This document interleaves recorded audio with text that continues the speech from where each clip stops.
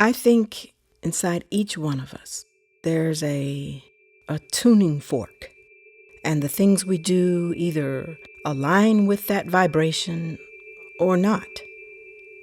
For me, music is one of my truths.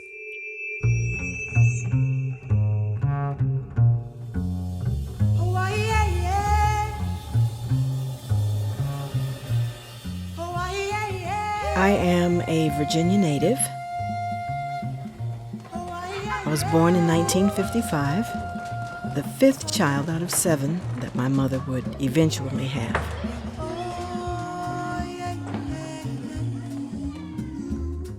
We were a musical family, not in the traditional sense, but we were musical because we all loved to sing. You had to let the people in the community, which was segregated at the time during Jim Crow, know that you were not just random, that you really could do some stuff. My father was extremely abusive to my mom. She didn't know how to write a check, never picked out her own clothes. It was that bad. I had 2 dads. He was an amazing father when he wasn't drunk. He was smart, he was literate, funny. He loved music. There was this one tune called The Drinking Song. He made it Drink Your Milk. Drink, drink, lift up your glass. Let's not frown, but let's laugh. Drink, drink, drink. La di da da di da da di da da da da da. Let's drink. Then we'd all be singing at the table, drinking our milk. I mean, that is amazing to me. Come down, rain, come down, that this black man from this little teeny town, Warrenton, Virginia, who refused to leave this place where lynchings took place, refused to go with his brothers north because he's like, the South is mine. I was born here. I love it here. I'm not leaving. Not to lose his passion for music and life and his whimsy.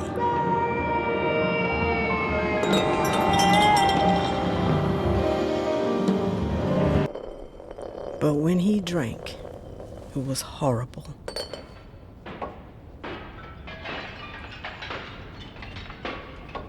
I have tried to remember what my mom looked like when she was married to my dad, and I just see this shapeless, faceless person. But she was also courageous. During that time that she was living under my father's thumb, my mom bought a piano without checking with my dad or getting his approval. That was a scary day.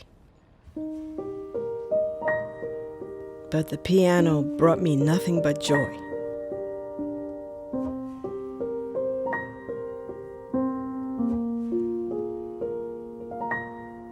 I asked my mom if she ever played that piano, and she said, nope, she never touched it. I'm a bird with a broken wing.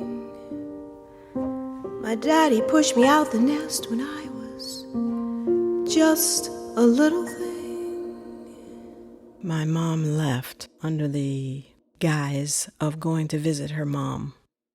She took me, a baby brother, and my older sister. I was 9. She didn't expect that my dad would go to seed as quickly as he did. He drank more and more, lost his job, didn't pay the bills. He was chopping up furniture and putting it in the fireplace. That was their only source of heat. It took my mom about 2 years to get all of her kids under one roof, and I never gave up the hope that my parents would somehow, some way, get back together. Because I loved him. I loved him dearly. But the freedom we had from being away from the alcoholism was tremendous. I was writing music and singing in the neighborhood band, and I met the guy I was going to end up marrying. Very musical guy. This was 1970. The Black Panthers were playing a heavy role, Angela Davis, and I was looking for answers. When I turned 18, I became one of Jehovah's Witnesses along with my boyfriend. We married 6 months later. My father hated that I was a witness. Oh my God. He would say, "Your God Jehovah doesn't give a damn about you." So I would write these long letters to him, like epistles, defending myself.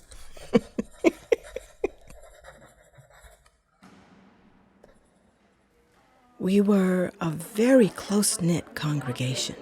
The older women just embraced me. They showed me how to nurse my boys, and we called each other sister.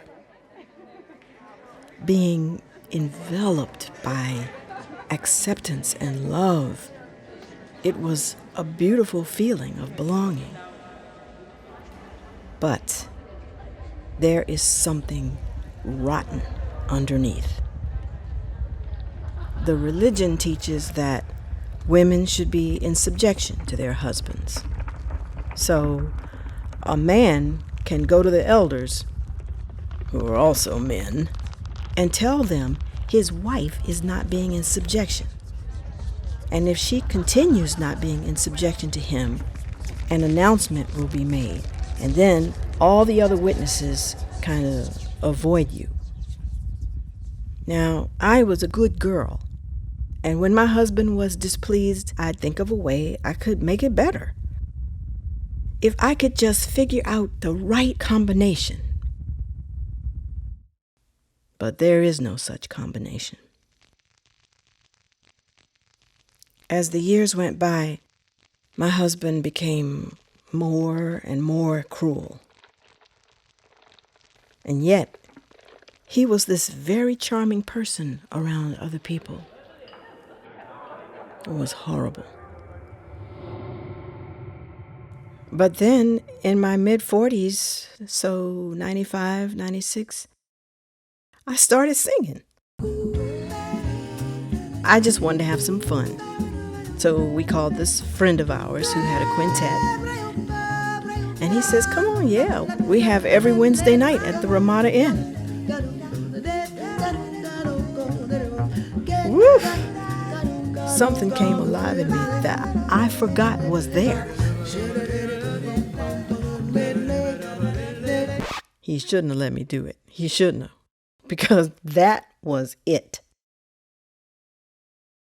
I come from a long, long line. We were going to record my very first CD. Of strong women. My dad had given me the money because my husband wouldn't let me pay for the recording session. My husband came to me that night and he said, "Call off the recording." I got up and I started packing my clothes. As I was starting out the door, he grabbed me and slung me against the wall. He had never been physically abusive to me before that. The path she walked was far from fair.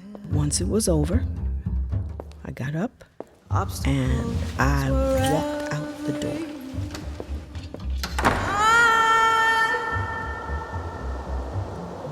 When you're used to saying yes and agreeing to shit you don't want to do, but hidden from our youthful eyes, and then finally you're in alignment with your soul. Would look inside and find her way. That feels great.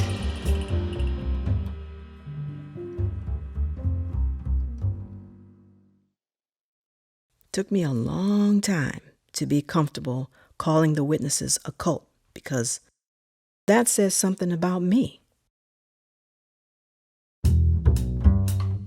My father was so ecstatic that I started singing. He would walk up to the musicians. "How y'all doing? What's happening? You sound good, young man."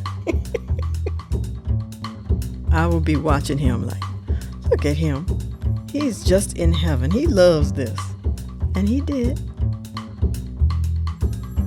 But unfortunately, there was this period in '96 where every time my dad called, he was so drunk I could hardly understand what he was saying. I stopped answering the phone. And my plan, after so many months, I would open my arms back up to him and receive him magnanimously. The only problem was that he died before I could do that. And that is when I learned what regret really is.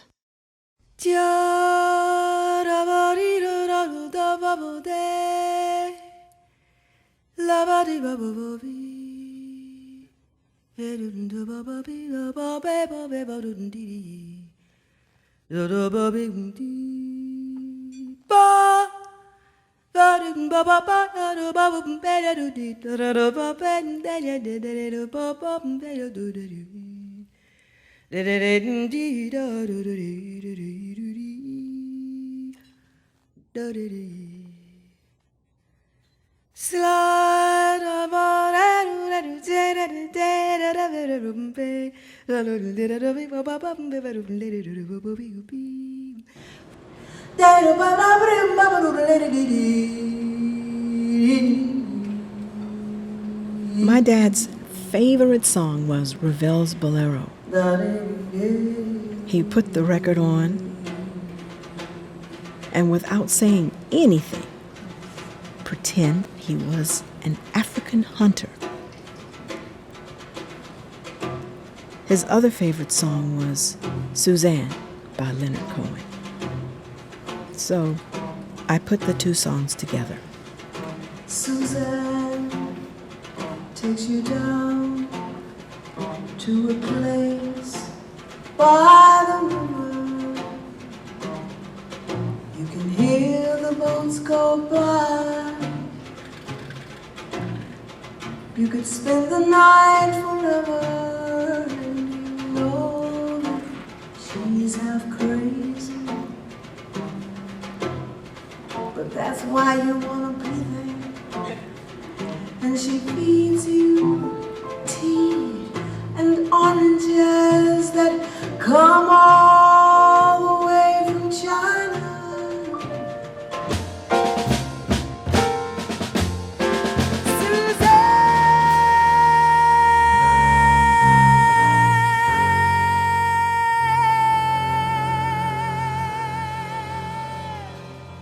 You can only be who you are at the time. You cannot be the person you're going to be later.